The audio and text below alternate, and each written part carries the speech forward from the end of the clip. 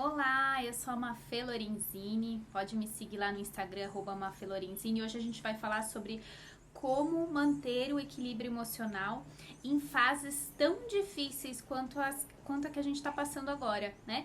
E eu vejo muitas mulheres aqui que são de uma mente acelerada, são agitadas e estão, gente, estão surtando com tudo isso, né? E eu me incluo nessa, porque eu também sou super agitada e tal. Eu não parava, minha agenda sempre foi muito cheia, né? Muito mesmo. Então eu tive que aprender algumas estratégias realmente para como manter o meu equilíbrio emocional.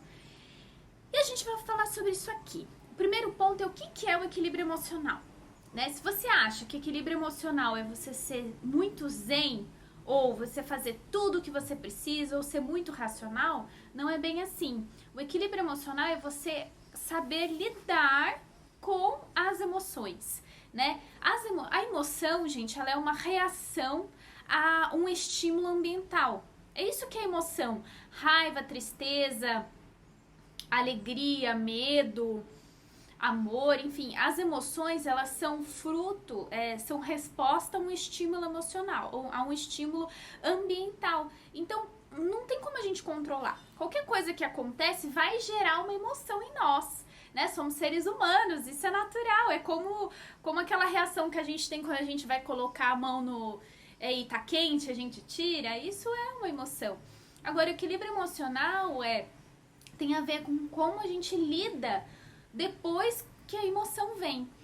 Então, tem algumas coisas que eu vou propor aqui para vocês, inclusive são práticas que vocês podem fazer todos os dias ou começar a observar uma questão de percepção.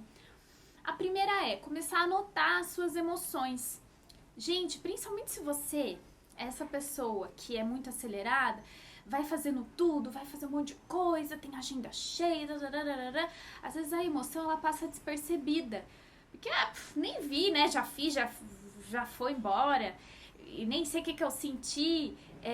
Mas eu sei que no fundo você também sente muito, né? Sobre todas as coisas. Daí você fica com medo de olhar e fica colocando tudo dentro dessa agenda aí, né? Pra se ocupar. Então, faça esse exercício de começar a colocar, a prestar atenção nas suas emoções. O que você está sentindo, né? Agora, um segundo passo da emoção, você vai começar a notar quais são os pensamentos em relação a essa emoção. Por exemplo, se você fica triste, que situação que você ficou triste? O que você pensou? As pessoas não... eu tenho que fazer tudo sozinha mesmo. Nossa, nunca vai parar de ter coisa na minha vida. Eu não consigo parar para descansar. Né? Então, começa a notar esses pensamentos. E aqui eu pontuo para vocês uma coisa muito importante. A diferença da emoção negativa e da emoção positiva. A emoção positiva, gente... ela ajuda a você a se concentrar mais, a ter foco. A emoção positiva te ajuda a entrar em alguma situação ou realizar alguma coisa com mais facilidade, porque no nosso pensamento a gente acredita que se aquilo nos traz uma emoção positiva, então aquilo é benéfico para nós. Então não existe medo, você acaba fazendo com mais leveza. Quando existe cobrança, então vem de uma emoção negativa, um medo, por exemplo. Né? E se tem uma emoção negativa, a emoção negativa, ao contrário do que muita gente pensa, ela não é só ruim. É claro que o excesso dela acaba transformando ou criando alguns transtornos mentais, por exemplo, como a depressão. Mas a emoção negativa, ela também nos ajuda a nos focar no problema, em algo que precisa ser visto. Né? Nos ajuda principalmente, né, a olhar assim, a refletir mais sobre alguma situação, a não passar batido. Então, às vezes, até por esse equilíbrio emocional, a gente precisa ter uma emoção negativa, né? Porque senão a gente ia ficar o quê? Que nem bobo alegre, né? Não é só isso também. Então, temos as nossas emoções positivas, mas as nossas emoções negativas, elas são importantes. O que não é legal é o excesso delas. Aqui a chave, né, até eu coloquei os pensamentos para você observar, a chave é começar a ressignificar, a olhar para algumas situações que você olha com mais dificuldade, por exemplo, uma cobrança, nossa, eu tenho que entregar aquilo no trabalho, como que eu vou fazer? Eu tenho que fazer tal coisa desse jeito, eu não posso parar. E agora tem a quarentena, o que eu vou fazer? Gente, eu não aguento mais ficar dentro de casa, sabe? Ao invés de você... Porque isso vai vir, isso vem de uma emoção, que é natural, é uma reação a tudo que está acontecendo.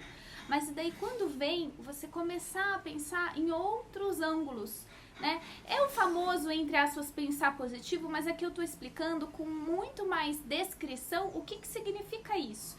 É você olhar, por exemplo, para um projeto, ao invés de colocar a cobrança que você tem, ou você se coloca do resultado, e a começar a anotar e a perceber, poxa, o que eu estou aprendendo com isso? A separar, a fazer uma coisa de cada vez. O quanto que isso vai ser benéfico para mim. Teve uma paciente que ela até trouxe uma questão que o marido dela fica bicudo de vez em quando e ela ficava gastando tempo esperando ele olhar pra ela, ele aceitar as desculpas dela. E daí a gente começou a trabalhar isso e ela começou a ver que naquele espaço de tempo que ela achava que ela tinha feito alguma coisa de errado, alguma coisa assim, ela podia olhar mais pra ela e ia fazer algo que ela queria tanto fazia tempo. Então ela começou a ressignificar aquela situação. Nossa, meu marido está bravo comigo, eu fiz alguma coisa, eu fico triste. Ela começou a ressignificar para, ok, é um momento que então eu vou deixar o que é dele o que é dele com ele e vou ficar com o que é meu. E vou cuidar do que eu quero cuidar, vou ler meu livro. Então, são pequenas percepções, mudanças de pensamento que às vezes a gente pode ter em relação às coisas. Esse momento que nós estamos vivendo, por exemplo, é um momento muito desafiador, né? Estamos sofrendo mortes no país, no mundo, mas não só. A gente tem, e a gente tem que aceitar. Nós estamos aqui, dentro das nossas casas, né? Então, o que a gente pode fazer com isso? Como olhar ou revisitar aquela vida corrida que você tinha e que não se dava tempo nem de respirar, né? E se talvez você ainda não esteja se dando esse tempo. Então, essa é uma maneira de trazer, de conseguir ou começar a lidar mais com as suas emoções. Depois de perceber as emoções, os pensamentos, fazer essa análise, ok, como eu tô olhando para essa situação, ou como eu poderia olhar que isso vai ser mais benéfico para mim, né? E além disso, gente, o que eu gosto muito é chamar o seu adulto nas horas dos desafios emocionais. Quando você se sente triste, quando você se sente com medo ou com raiva, isso muitas vezes são memórias infantis que a sua criança tá pedindo para você olhar, porque a gente tem traumas, né, que ficam ali.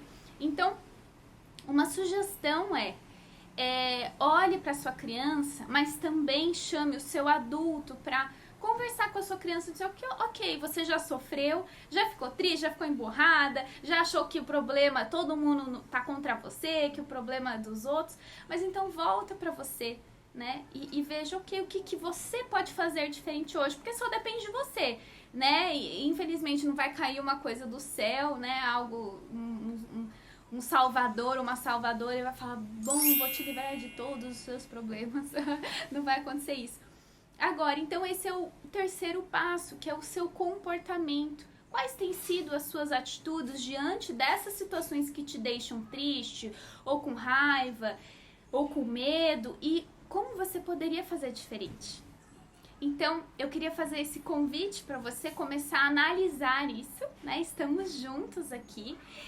Se você gostou desse vídeo, curte, compartilha. Quero fazer um convite especial para você aqui, tá? Esse convite especial é para vir numa aula online que eu e a Vânia daremos juntas sobre como manter o seu equilíbrio emocional em tempos difíceis. Eu sou psicóloga, coach consteladora, e ela também tem todo o arcabouço dela de desenvolvimento humano. Nós juntas vamos trabalhar, fazer alguns exercícios numa aula online gratuita nesta quinta-feira, dia 2 de abril, às 18 horas. É só entrar no link da minha bio, né? E vamos juntas, certo? É isso aí. Um beijo e até mais.